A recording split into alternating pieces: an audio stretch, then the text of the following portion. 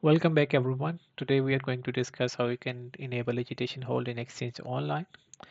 It's a short video, so we start with going to admin.microsoft.com. That's Admin Center. If you prefer, you can also go to admin.exchange.microsoft.com to access the Exchange Admin Center.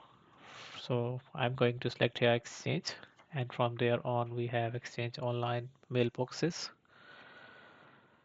So I'm selecting mailboxes from here, and then you can select the mailbox that you need to enable that, and from there on you can go to others tab, and from there on there is an option legislation hold. You can select that and you can enable from here.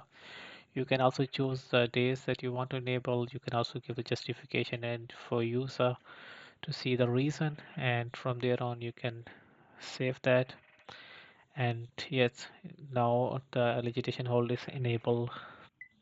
We can also confirm by going back to legislation hold tab and to saying that if it's enabled. So if it's enabled, you can save that, and that's all for today. Thank you and see you in next video.